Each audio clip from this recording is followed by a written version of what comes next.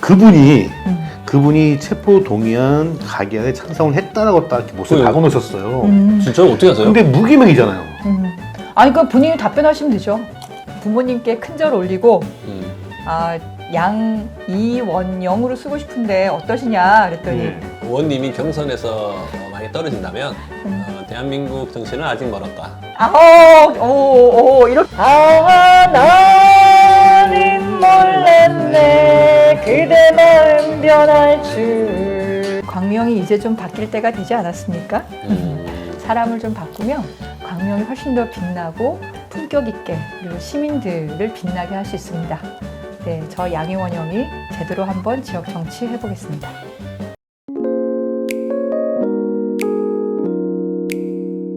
안녕하세요. 광명시사 맛집 광명포차의 주인장 김현준입니다. 오늘 광명포차에 방문해 주신 손님은 지난 28년간 에너지 전환 전문가 활동을 하신 대한민국 대표적인 환경운동가이시자 정치인이십니다. 현재는 민주당 탄소중립위원회 부위원장을 맡고 계신 양희원영 국회의원님 모셨습니다. 반갑습니다. 네, 반갑습니다. 네. 양희원 형입니다. 피프진 강명 유성열 대표께서 오늘도 패널로 참석해 주셔서 고맙습니다. 네, 불러주셔서 감사합니다. 의원님, 저희 강명 시민과 저희 강명포차 구독자분들에게 인사 말씀 좀 부탁드리겠습니다. 네, 안녕하세요. 네, 바람과 해를 담은 정치 더불어민주당 국회의원 양희원영입니다. 현직 비례대표 국회의원이고요. 앞서서 말씀해 주신 것처럼 에너지 전환 분야의 전문성으로 추천받아서 제가 국회의원이 됐는데요. 지금은 광명을 지역 하안동, 소아 1동, 2동, 그리고 일직동, 학원동까지 이 광명을 지역에 22대 국회의원 선거 예비 후보자로 경선 준비를 하고 있습니다. 네, 잘 부탁드립니다. 반갑습니다. 예. 유성열 대표님, 네. 지역 언론인으로서 우리 양희원영 의원님을 어떻게 보고 계시는지 말씀 좀 부탁드리겠습니다. 네. 저 개인적으로 그냥 아주 솔직히 얘기하면 들판에 핀 야생화 같다. 야생화. 네. 정말 아름다운데 이 온실에 집에다가 가져올 수는 없고 그래서 그래도 항상 응원하면서 씩씩하게 건강하게 잘 자라기를 바라면 아름다운 그 야생화가 생각이 납니다. 네. 네. 주변을 제가 야생화 꽃밭으로 만들어 버리겠습니다. 그렇네. 그 꽃밭 그 꽃 근처로 사람들을 모아놓으면 되겠네. 예. 야, 이거 꿈보다 해몽이 좋아서 좋네. 민감한 질문 하나 드릴게요. 네네네. 보통 자객 공천 하면은 상대당의 그 후보를 떨어뜨리기 위해서 내가 딱 내려가는 게 자객 공천인데 지금 민주당에서는 자객 공천이라는 의미가 친명이 비명을 공천을 못 받게 하기 위해서 내려간다는 의미가 계속 지금 얘기 나와 있는데 거기에 대해서 어떻게 생각하시는지. 제가 이제 그 건에 대해서 네. 국회에서 한번 발언한 게 있고 그게 양희원영 TV에 쇼츠로 간단히 올라온 게 있으니까 나중에 참고를 하시면 좋을 것 같은데요. 자객 공천이라고 얘기를 하려면 자객을 보낸 주체가 있어야 될 거 아니에요. 네. 근데 민주당에는 보낸 주체가 없습니다. 저를 보낸 사람 없어요. 이재명 대표가 저 여기 보내지 않았어요. 저는 제가 알아서 온 겁니다. 여기는 탄소중립 모범도시이고 민주당 개혁에 당원들이 다수 존재하고 그리고 지역 공동체, 그다음에 지역 자치, 그다음에 에너지 협동조합, 생협 이런 것이 굉장히 다른 지역보다 발달돼 있는 제 정치적 연고지라고 생각을 하고 그리고 제가 여기를 온 건데 와서 보니 그분이 계셨다. 그리고 그분이 하다 보니 그분이 그런 문제가 있는 걸 여기 와서 당원들과 시민들한테 정말 엄청난 얘기들을 들었다. 첫 번째, 지난 대선에 유세를 안 하더라. 그래서 경기도당에 항의 전화도 하고 그래서 제가 페북 가서 물어봤다니까요. 도대체 진짜? 몇 번 하셨는지. 이몽경 의원이 그거 안 했어요? 아니요. 거기. 말 돌리고 싶었어요. 네, 알겠습니다. 아무튼 그 두 번째, 지난 그 지방선거의 공천 얘기를 하면서 정말 엄청난 얘기들 하더라고요. 저는 너무 놀랐어요. 세 번째, 그리고 체포동의안 가결 사태 벌어진 거. 네. 그러니까 그 과정을 저는 여기 와서 알게 된 거죠. 그래서 저는 이제 그 전까지는 누가 더 민주당다운 국회의원이고 지금 시기에 필요한 시대 정신을 반영하는 국회의원이 누군지 우리끼리도 경쟁해야죠. 그렇죠. 그렇지 않습니까? 예. 초등학생들도 애들 경쟁하는데 그럼요. 정치인은 경쟁 안 합니까? 정치인도 경쟁을 해야죠. 이거 원인 마타도는 아니잖아요 지금. 정치인 그렇잖아요. 경쟁을 그래서 저는 질문을 던지면 답변을 하시면 돼요. 아. 질문하고 답변하고 해명하고 토론하고 그리고 정치적 입장이 있을 거 아니에요. 사실 체포동의안 가결됐을 때도 그때 비상의총을 하면서 핵심적인 게 뭐였냐면 가결을 하고 그러면 어쩌자고 하는 건지 입장을 좀 얘기를 해달라는 요구였어요. 근데 입장을. 의원님, 근데 입장을 얘기를 안 하니까. 지금 의원님 출마 기자회견 하실 때도 거기 문구에 있었지만은 그분이 체포 동의안 가결에 찬성을 했다라고 딱 이렇게 못을 박아놓으셨어요. 진짜 어떻게 하세요? 근데 무기명이잖아요. 아니 그 본인이 답변하시면 되죠. 아, 그죠 질문했잖아요. 왜 하셨습니까? 얘기하면은 본인이 부정은 안 하니까. 그러니까 제가 그러잖아요. 왜 하셨습니까?라고 네. 물어보면 거기서 아니다. 네가 잘못하는 거다. 나를 명예훼손한다. 나는 안 했다. 나는 부결했다라고 대답하시면 되잖아요. 그렇지. 대답을 하셔라. 저는 질문이에요. 그 내용들은 그게 왜 질문이었다? 그러셨습니까? 왜 이렇다고 얘기하는데 이런 비아냥도 있고 한데 왜 그러셨습니까? 아니면 이렇게 하셨습니까? 라고 좀 물어본 거잖아요. 그 출마 기자회견 보세요. 다 질문입니다. 질문이요. 제가 좀 난독증이 있나? 질문이었어요. 그 질문에 대해서 저는 답을 기다리는데 네. 답이 안 오고 있죠. 이런 정치적 토론을 해야죠. 당원들과 시민들 앞에서. 그래서 어떠한 정치적 집장이 있는 건지, 그건 국회의원은 아무리 지역구를 하더라도 중앙 정치를 하는 사람이기 때문에, 그리고 지금은 윤석열 정권, 저 무도한 정권과 맞서 제대로 싸우는 민주당다운 전투적인 정치인이 필요한 시대이기 때문에 누가 그걸 더 잘하는지를 보는 게 필요하다고 생각합니다. 오늘 이제 강경 갑은 이제 이무경 의원하고 이매자 전 선임 행정관이 이제 경선으로 다 결정됐거든요. 네. 오늘 지구는 언제쯤 이제 이게 경선인지 단수인지 우선인지 결정될 것 저는 같아요. 뭐 설 연휴 지나서 발표가 되겠지만 네. 늦게 가면 좋겠죠. 할게요. 왜냐하면 저는 쫓아가는 쪽이니까. 그렇죠. 최소한 시간을 좀 벌려놓으면 벌려놓으면 그렇지. 많을수록 더는 더 많은 사람을 만날 수 있기 때문에 제일 뒤로 가라 이렇게 하고 있어요. 세 분이서 경선할 수도 있지 않아요? 그건 분명으로 근데 이제 중앙당에서는 기본적으로 2인 경선을 2인 기본으로 경선으로? 합니다라고 얘기하고 있고 그래도 3인 경선할 경우를 대비해서 결선을 하는 경우가 있고 안 하는 경우가 있고 근데 오늘이죠? 네. 오늘 발표할 때 3인 경선이 하나가 발표가 됐을걸요? 광주 쪽에 하지만 결선 투표 없이 한다 이렇게 나왔던 걸로 기억한 다수 것 같아요. 투표자가 이긴다라고 했고요. 그렇게 나온 것 같아요. 근데 뭐 중앙당에 제가 물어본 바로는 답변은 2인 경선이 기본 원칙이다 이렇게 얘기하시더라고요. 제가 솔직한 제 소신 발언 하나 할게요. 네. 이거는 뭐 네. 편집 안 하셔도 돼요. 이름 너무 어려워서. 죄송해요. 아니 죄송할 건 아닌데 양이원영 의원님이 경선에서 많이 떨어진다면 대한민국 정치는 아직 멀었다. 이렇게 얘기하시네요. 야, 제가 이거 편집 안 하겠습니다. 이거 편집 안 하겠습니다. 그래서 역시 대한민국 정치는 나를 실망시키지 않았다. 그렇게 얘기하시는 거예요? 그럼 말씀드렸잖아요. 아직 이런 편파적인 이거 보신 분들은 되게 힘이 나겠다. 우리 양희원 의원이 지지하시는 분들. 편집되는 거 아니야? 진짜 편집 안 할게요. 이 부분은. 예. 의원님 원래 그 이름이 양원영이죠. 근데 지금 양희원영으로 지금 개명을 하신 걸로 알고 있는데 네네. 왜 그 개명을 하셨어요? 그때가 벌써 2001년이에요. 2001년. 네네. 제가 30살. 네, 그때 추석 명절로 저는 기억을 하는데요. 네. 그때 한참 뭐 양성쓰기 얘기가 있었고, 예, 근데 있었습니다. 저도 그러고 맞습니다. 싶었죠. 제가 아버지 남원양 씨 집안이기도 하지만 또 어머니 재령이 씨 집안이기도 하니까 그래서 양 씨 집안과 이 씨 집안이 만나서 원영이가 된 거니까. 그렇죠. 그래서 부모님께 큰절 올리고 양이원영으로 쓰고 싶은데 어떠시냐 그랬더니 예.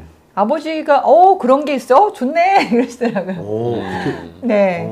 흔쾌히 허락하셨어요? 흔쾌하게. 예. 그리고 어머니는 법적으로 좀 바꿔보지 그렇게 얘기하시고.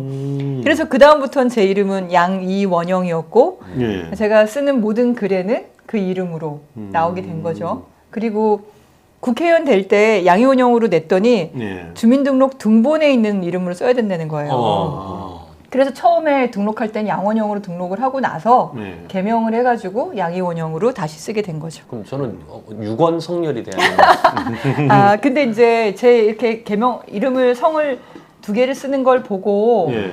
이제 걱정하시는 분 중에서는 아니 그럼 아이는 성이 4개가 되나? 이렇게 물어보시길래 제가 제 성은 물려주기 위한 성이 아니라 제 대에 저희 양쪽 부모님에 대한 존경의 표시로 그렇게 이름을 쓰는 거지 물려주기 위한 성은 아니다. 그래서 우리 아이는 제 이름 중에 하나를 줬어요. 어떤 것이요? 양요? 원자. 그러니까 원을 줬다고요? 저기 죄송한데 그 바깥분은 김씨고. 금은 김원? 그래서 김하고 원자는 정해져 있고 나머지 가운데 글자를 딴 걸로 했죠. 성을 준 게 성을 주신 게 아니고요? 네, 그렇죠. 그건 뭐 상관없잖아요. 뭘 주건. 그래서 그렇게 아이한테 얘기해주면 아이는 자기 이름에 대해서 그래요. 내 이름에 이거는 엄마한테서 온 거고 이건 아빠한테서 온 거고 이거는 이래서 이 이름이야 이렇게 얘기를 해요. 의원님이 이제 학부 때 서강대학교에서 그 생문학과를 전공하셨고요. KDI 국제정책대학원에서 공공정책학을 전공하셨고 그 독일 또 유학하셔가지고 경영학 석사도 취득하셨는데 네. 전공이 이렇게 바뀐 이유가 뭡니까? 네. 저는 제 그 책 서문에도 나와 있지만 네. 먼 미래를 보고 뭔가를 하진 않았어요. 먼 미래를 본 것보다 현재의 이 순간에 충실하려고 노력했어요. 내가 이때에 최선을 다해서 뭘 하려고 하는데 뭐가 부족하면 그거를 뭐 연습하거나 연마하거나 뭔가를 했죠. 그러니까 그걸 항상 그 현재에 충실하려고 했는데 환경 운동을 하면서 저는 생물학을 좋아했고 생태 공부도 좋아했기 때문에 또 산도 워낙 좋아하고 산 가는 것도 좋아하고 혼자서 산 많이 다녔어요. 근데 보니까 그 당시에는 원전이나 석탄발전소 이게 워낙 어마어마하게 큰 힘이고 그렇죠. 주민들이 너무나 그것 때문에 고통받고 있고 도움이 절실하게 필요하고 그래서 제가 그쪽으로도 투신을 해야겠다 생각을 했거든요. 그래서 에너지 쪽을 하다 보니까 네. 공부를 해야겠더라고요. 왜냐하면 에너지는 산업의 문제예요. 기업의 문제이고 그래서 생물학이나 화학 가지고는 과학이잖아요. 그러면 이제 원자력 핵에너지의 기본 원리 근데 이것으로 인한 인체 피해 이런 것들을 제가 이제 잘 설명한다고 사람들이 이해를 하고 있는데 또는 원전의 작동 원리 그리고 그거로 인한 여러 가지 뭐 안전의 문제점 뭐 이런 과학적인 설명이나 이런 건 제가 잘 할 수 있는데 이 산업 전체가 어떻게 하면 바뀔 거냐 대안은 가능한 거냐 정말 우리가 무조건 반대만 하는 건 아니냐 이런 고민에 빠진 거죠. 그러면서 이제 주민들을 지원하는 운동을 한 10년을 하다가 주민들이 아니 이렇게 말해요. 서울 것들이 좀 제대로 정책을 하면 우리가 이 고생을 안 해도 되는데 이렇게 말씀을 하세요. 그래서 제가 그럼 공부를 좀 더 해봐야겠다. 그래서 KDI 국제정책대학원 그러니까 국제니까 전 세계 다양한 학생들이 많이 오거든요. 공무원들도 많이 와요. 전 세계인 동남아나 뭐 미국 쪽이나 캐나다, 유럽 뭐 심지어 저 남아메리카 이쪽에 있는 아프리카에 있는 친구들도 와요. 그런 다양한 뭐 기업이나 공무원 쪽 우리 국내도 공무원, 기업 이런 출신들도 많고 시민사회 단체는 1년에 한두 명 정도를 이제 받아주거든요. 근데 제가 그때 시험을 쳐가지고 들어간 거죠. 장학생으로.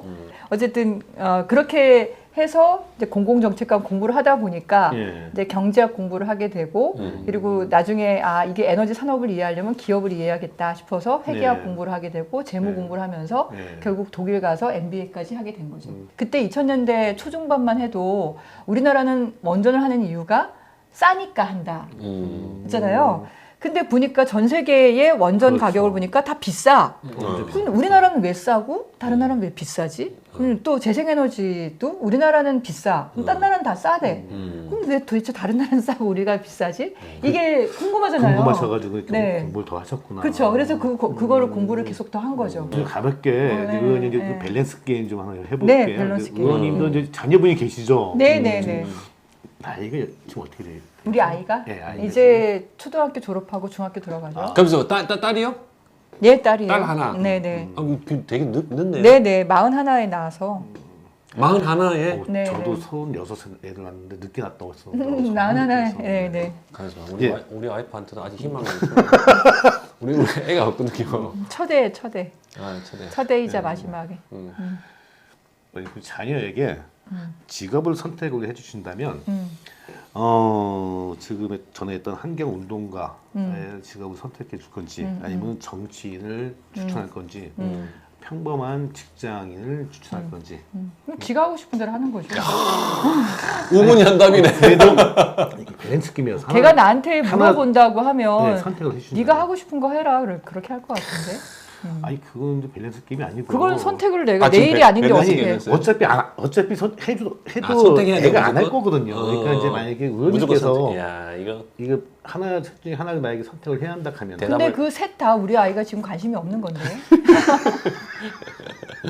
우리 아이는 지금 네. 그림 그리는 거 좋아하고 동영상 애니메이션 만드는 거 좋아하고 또 게임하는 거 좋아하고 그다음에 소설 쓰는 거 좋아하고 뭐 환경 운동가나 정치인은 아직 시키고 그냥 자기 하고 싶은 대로 그거는 또 하니까. 어떻게 바뀔지 뭐 알 수가 없죠.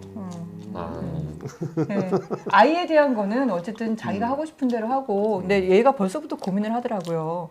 자기는 뭘 먹고 살지 이렇게 얘기하길래 뭐 제 얘기를 했죠. 매 순간 자기 하고 싶은 거 찾아서 최선을 다하면 길이 보이니까 다만 그 얘기는 했어요. 하고 싶은 걸 하더라도 해야 될 일은 꼭 먼저 해야 된다.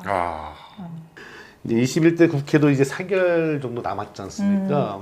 그러면서 이제 4년 동안 국회의원 생활 참 열심히 하셨는데 내가 참 이거 하나는 잘했다. 짤막하게 말씀드립니다. 제가 법을 참 많이 냈거든요. 네. 그리고 그 법들은 대부분 구조를 개혁하는 법이에요. 그러니까 저는 너무 거만하게 들릴지 모르겠지만 그냥 단어 몇 개 바꾸고 쉽게 그냥 통과되는 법은 안 냈어요. 근본적인 변화를 좀 만들어 보고 싶어서 그러다 보니까 법이 많이 그 문턱에서 좌절이 된 법들이 많아요. 통과된 법이 별로 없어요. 그래서 좀 아쉬워요. 좀 약간 욕심을 그러니까 그렇게 구조적인 개혁이 필요한 법도 있지만 좀 약간 가볍게 터치하는 법들 좀 있으면 좋았을 텐데 이런 아쉬움이 사실은 좀 있고요. 하지만 이것 중에서는 또 통과된 법들이 있어요. 예를 들면 그 전까지는 거의 터부시 되던 아동학대의 아동학대로 아이가 사망했을 때 그 부모의 양형을 적게 해주는 근거가 되는 법이 있었어요. 잘 모르셨죠? 네. 민법에는 그게 있다고요? 있었다고요. 민법에 우리나라 민법에는 그 가해자가 부모일 때? 네 민법에는 그 민법에? 양육자가 네. 그러니까 친부모든 양부모든 양육자가 아이를 체벌할 수 있는 그러니까 훈육하고 훈육. 뭐 이렇게 할 수 있는 근거법이 있었어요. 그 조항이. 옛날에. 예. 근데 이거를 그래서 삭제를 하고 네. 체벌을 금지한다는 조항을 넣는 법을 제가 발의를 했거든요. 아. 근데 그게 대대로 국회 때 나왔지만 아니 부모가 아이를 훈육을 해야지. 왜 아이한테 그런 걸 못하게 해? 그럼 애들이 엇나갈 텐데 늘 이런 식으로 반박에 부딪혀서 좌절됐었거든요. 근데 이번에는 됐죠. 그래서 그게 삭제가 됐어요. 훈육할 수 있다를 빼버렸어요. 그럼 훈육할 수 없다예요? 아니 그냥 빼버린 거죠. 체벌이나 훈육을 할 수 없게 된 거예요. 그래서 이제 아동학대로 아이가 사망하거나 큰 문제가 생겼을 때 그 부모가 이제 엄한 벌을 받게 되는 거죠. 그 민법의 그 조항 때문에 부모들이 아이가 죽었는데도 불구하고 몇 년형 안 살고 그만 이렇게 나오고 하는 그런 이유가 있던 거죠. 안 좋은 거였구나. 네, 그 법을 제가 어쨌든 바꾼 게 저한테는 굉장히 컸고, 그리고 또 하나는 예산을 마련할 때, 근데 이거는 법을 만들어도 행정부가 의지가 없으면 안 되는 거긴 하지만 어쨌든 예산을 만들 때 탄소 인지 예산 제도라 그래서 온실가스가 어떤 게 더 많이 나오는 사업이냐, 그리고 온실가스를 줄일 수 있는 사업들의 우선순위 뭐 이런 거를 만들 수 있게 탄소 감축 인지 예산 제도, 온실가스 감축할 수 있는 그걸 인지하면서 예산을 만드는 거예요. 그리고 이 예산이 온실가스를 많이 감축할 수 있는 그런 경로로 가는 예산 인지를 자체적으로 보고서를 매년마다 쓰게 만들었어요. 그나마 제가 국회의원 되기 전부터 굉장히 신경을 썼던 법이 통과가 된 거 하나는 기쁨을 나누고 싶어서 제가 설명을 좀 드리면, 뭔데요? 환경 영향 평가를 할 때 네. 재생에너지, 태양광이나 풍력 설비도 인공 설비잖아요. 네. 그러니까 나무를 자르거나 도로를 내야 되니까 환경 훼손을 하죠. 네. 원전이나 석탄 발전소도 인공 설비잖아요. 이것도 훼손을 하잖아요. 그러니까 환경 영향 평가를 할 때는 둘 다가 다 환경 훼손 시설인 거예요. 인공 구조물이고. 인간 구조물이. 어쨌든. 근데 여기다가 제가 무슨 항목을 넣었냐면 온실가스를 감축하는 효과를 있을 항목을 더 넣기로 했어요. 넣는 걸로 했어요. 어. 그러면 태양광이나 풍력은 당장은 환경을 훼손하지만 미래를 봤을 얘는 때. 온실가스를 줄이니까 친환경 시설인 거죠. 그게 그럼 없었어요 그 전에? 그렇죠. 그래서 그거 제가 몰랐다 진짜. 아니 풍력 발전기나 태양광 발전기는 네. 처음에 들어갈 때는 훼손을 하죠. 그렇죠. 하지만 시간 네. 지나면 그 밑에 나무 다 자라고 주변에 그럼. 나무 다 자라고 그렇죠. 왜냐하면 아무런 배출 물질이 없고 더 나아가서 여기는 발전 시설이기 때문에 사람들이 출입할 수가 없어요. 여러분 환경의 가장 최악은 누군지 아십니까? 사람입니다. 그렇죠. 그러니까 어떤 시설이 들어가더라도 사람이 안 들어가면 여기는 회복이 돼요. 그렇죠. 네? 그러니까 그래서 이거를 지금 당장의 훼손만 보지 말고 온실가스를 감축하는 건데 제가 풍력 발전기를 가지고 이건 인공 나무다라고 얘기를 했는데 이 생태 쪽 하시는 분들, 제가 원래 생태 쪽을 했던 사람이잖아요. 네. 환경영향 평가를 할 때 태양광이든 풍력 발전기든 원전이든 석탄이든 똑같이 그냥 해버리는 거예요. 네? 그래서 환경영향 평가서 의견서를 보면 정말 온갖 악담들이 다 이건 거대한 인공 구조물이 환경을 훼손하고 어쩌고 그래서 다 부결시키는 거예요.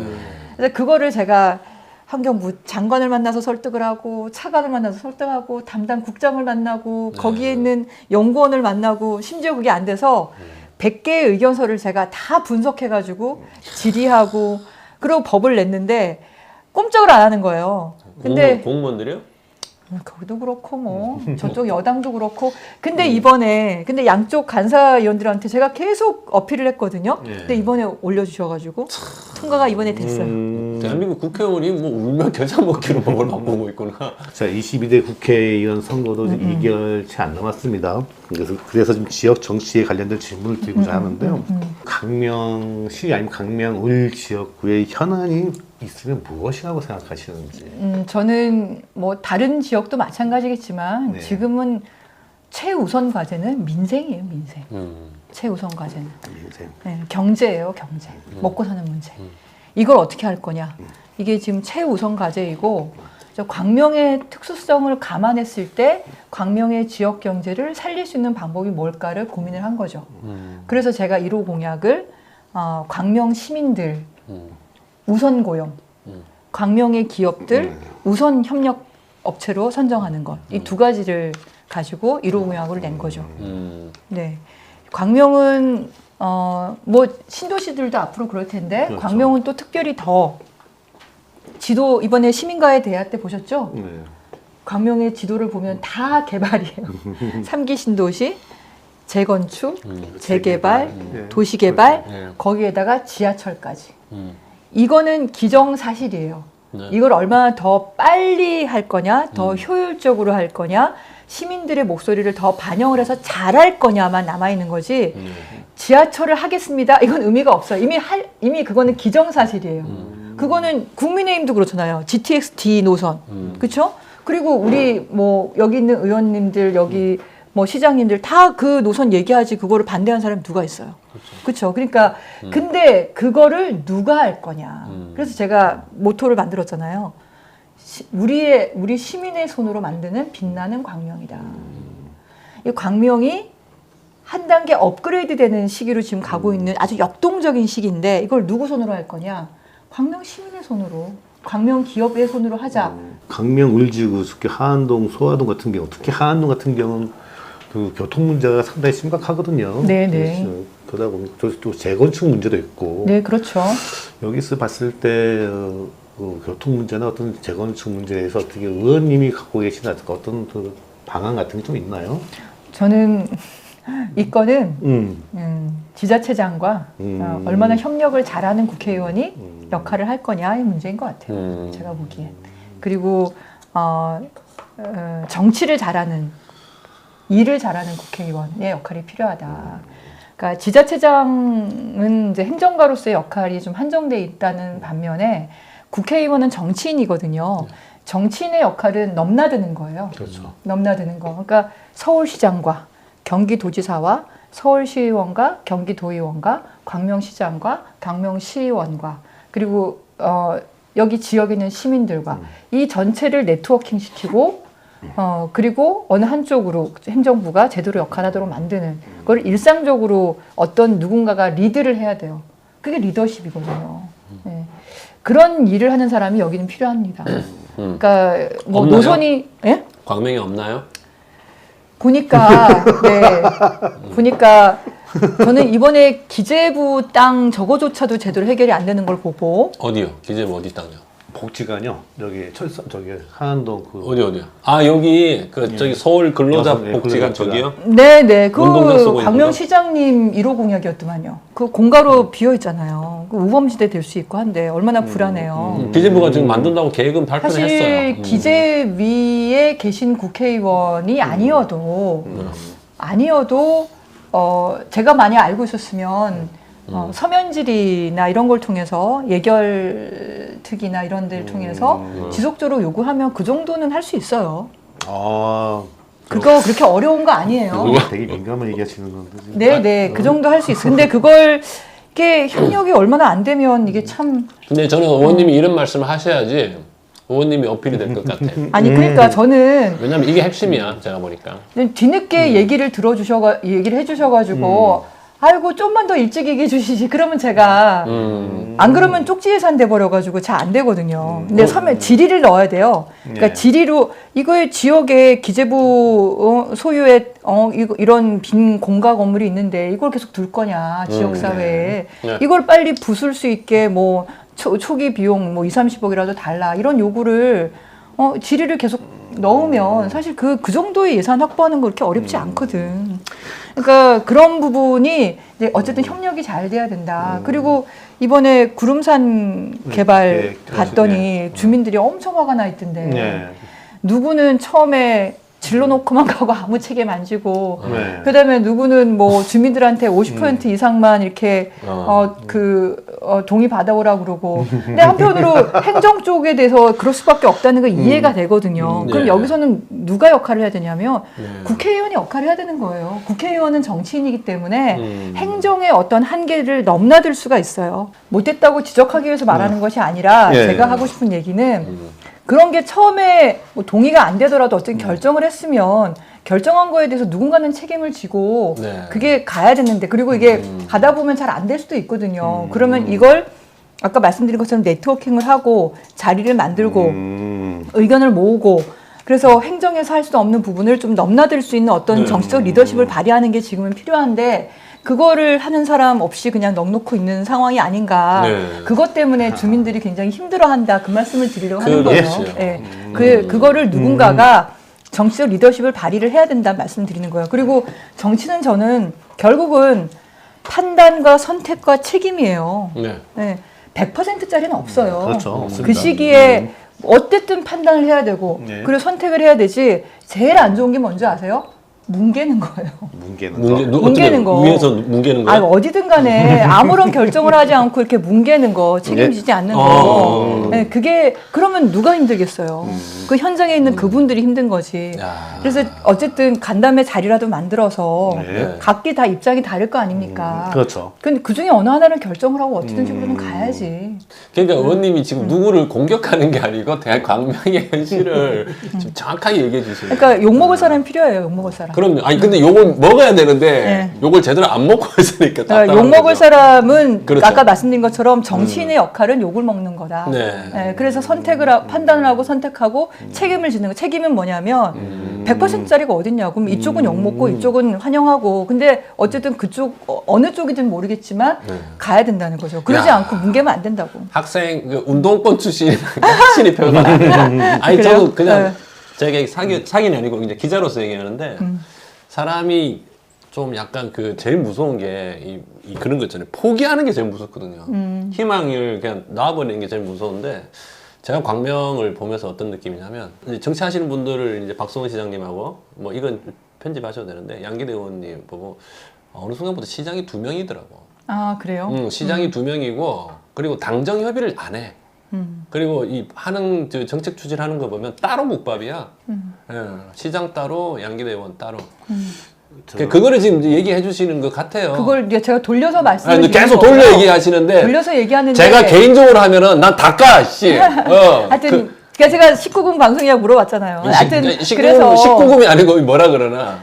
그래서 그게 하나가 있고 또 하나는 이제 책임지는 정치에 대한 얘기를 하는 거예요. 욕먹는 거 두려워해서는 안 된다. 나는 양희원 의원을 찍겠다. 야, 나는 오늘 내가 확실히 팬이 됐다. 아니 그래서 당 대표가 저한테 그 출판기념회 때 쏜 거 네. 보셨죠? 네. 강심장이라고. 그러니까 아니, 두려움 제가 그 얘기하지 마. 제가 할 건데. 네네. 그래요? 네, 그거 하려고 그랬는데. 근데 정말 근데요, 그게 참 힘들어요. 근데 정치인은 욕을 먹어야 돼. 욕 먹는 거를 두려워해서는 아무것도 못해요. 아무것도 못해요. 의원님 질문 보세요. 아까 방금 뭐 질문 하려 했던 거. 그러니까 의원님 보니까는 그건 느껴져. 진짜 외롭다. 힘들다, 외롭다. 그게 느껴지고. 그 이재명 당대표가 그 출판회 때 축사 보낼 때 그런 얘기 했잖아요. 강단 있고 강심장이라 해가지고 강단 있고 심지 굳고 장점이 많다. 좀 그냥 뭔지 몰랐는데 오늘 확실히 알았네. 정말 이재명 대표가 그런 얘기를 해요. 아무 말도 안 하면 아무 생각이 없는 걸로 보여주고 아무것도 하지 않으면 그리고 아무것도 하지 실패하지 않으면 않는다. 그렇죠. 그렇죠. 그 얘기를 근데 제가 이제 독일에 있으면서 배운 것 중에 하나가 제가 말이 많잖아요 지금. 아니요, 많이 많은 게 아니에요. 됐습니다. 아니, 생각이 많은 거죠. 질문도 많거든요. 음. 그래서 고등학교, 중학교 뭐 어릴 때부터 수업 시간에 늘 질문을 했어요. 늘 토론하고 뭐 이런 걸 끌어가고 그랬는데 독일에 갔더니 저는 아무것도 아니에요. 그렇네. 저는 아무것도 아니에요. 거기는 딱 그렇게 말해요. 말이 없으면 생각이 없는 거다. 최재천 교수가 말이 없으면 생각이 없는 거다라는 거 확실하게 얘기를 하고 그래서 아직도 그 장면이 저는 딱 떠오르는데 수업 시간에 저도 뭐 안 되는 영어로 질문했겠죠. 뭐 교수한테 이렇게 딱 얘기했더니 바로 인터셉트 들어오는 거예요. 옆에 있는 그 독일 학생이.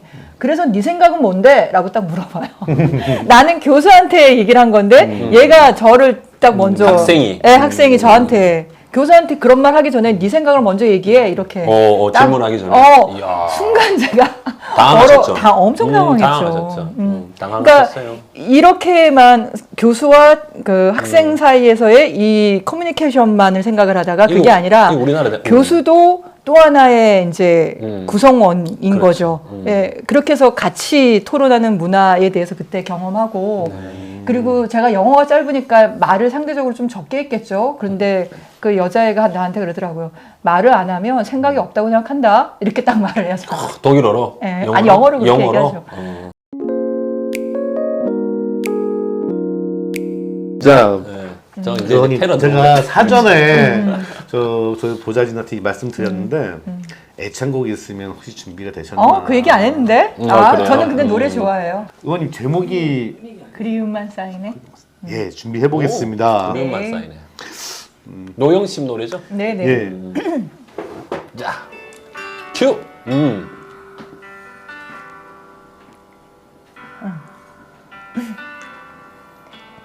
다정했던 사람이여 나를 잊었나 벌써 나를 잊어버렸나 그리움만 남겨놓고 나를 잊었나 벌써 나를 잊어버렸나. 그대 지금 그 누구를 사랑하는가. 굳은 약속 변해버렸나.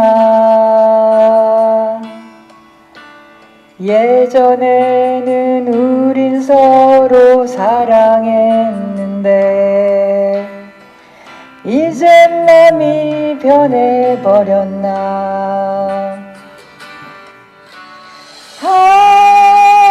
이별이 그리 쉬운가. 세월 가버렸다고 이젠 나를 잊고서 멀리 멀리 떠나가는가.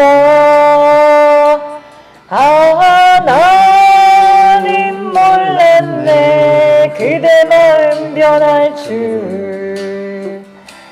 난 정말 몰랐었나. 나 하나만을 믿고 살았네. 그대만을 믿었네. 내가 보고파서 나는 어쩌나. 그리움만 쌓이네. 고맙습니다. 야 진짜 광명포차답네.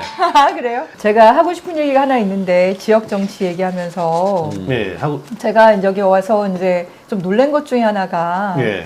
국회의원하고 시의원하고 도의원의 관계 같은 거였어요. 저는 이제 그 공천 권한이 국회의원에게 그렇게 집중되어 있는지를 사실은 잘 몰랐어요. 제가 지역 정치를 얼마나 알겠습니까? 여기 와서 얘기 듣고 알았는데 지역구를 안 하셨어요. 행사장에서 네. 마치 시의원, 도의원이 네. 국회의원의 부하인 것처럼 아하, 신하인 그죠? 것처럼 예, 맞습니다. 일본 말로 예. 꼬봉이지 꼬봉. 아니 그렇게 인사를 하거나 아니면은 국회의원 누구를 모시는 누구다 이렇게 얘기하는 걸 듣고 저는 너무 놀랐어요. 왜냐하면 놀라셨어요? 시의원은 시민을 대표하는 시민들에게 권력을 위임받은 시민들이거든요. 그렇죠, 시민들이에요. 맞습니다. 예. 도의원은 어쨌든 도민의 차원에서의 그 역할인 거고. 네. 근데 그러면 그 얘기는 시민이 국회의원을 모셔야 돼요? 그런 꼴이 아니에요. 그렇죠. 그러니까 그게 누가 누구를 모셔? 국회의원이 시민을 모시고 유권자를 모시는 거고 네. 국회 중앙 정치나 국회 차원에서의 역할을 하면서 시민도 마찬가지고 그러면 시의원과 도의원과 국회의원은 협력을 하는 관계인 거죠. 그렇죠. 협력 관계죠. 상하 관계가 아니라 그렇죠. 협력 예, 관계다. 맞습니다. 근데 거기서 예. 공천 권한이 너무나 그쪽으로 집중되어 있다 보니까 네. 그런 일이 벌어졌구나. 네, 근데 네. 어쨌든 뭐 같은 방에 있는 직원이면은 그럴 수 있어요. 그건 직원은 분명 위계 질서가 분명 그쵸. 있고 급수 차이가 있고 월급을 주니까. 네, 그런 거지만 의원은 달라요. 의원이 된 이상 의원은 누가 주인이냐? 자기를 뽑아준 시민, 자기를 뽑아준 도민, 국민이 주인이에요. 절대로 누구를 뭐 국회의원을 모시겠다 이런 말을 해서는 안 된다. 공천 권한이 그 지역위원장에게 있다면 네. 그걸 어떻게 시민과 당원에게 돌려주고 합리적으로 할 건지를 시스템을 잘 만드는 게 굉장히 중요하겠다. 내가 민주당 강명을 후보로 꼭 되어야 할 이유가 있으면 무엇인지 카메라 보시고 한번 좀 부탁드리겠습니다. 꼭 돼야 될 이유. 네. 광명이 이제 좀 바뀔 때가 되지 않았습니까? 사람을 좀 바꾸면 광명이 훨씬 더 빛나고 품격 있게 그리고 시민들을 빛나게 할 수 있습니다. 네, 저 양혜원 형이 제대로 한번 지역 정치 해보겠습니다. 우리 유석열 대표님, 우리 오늘 양희원 의원님하고 네. 솔직한 이야기를 참 많은 시간 나눴는데요. 소감 한마디 좀 부탁드리겠습니다.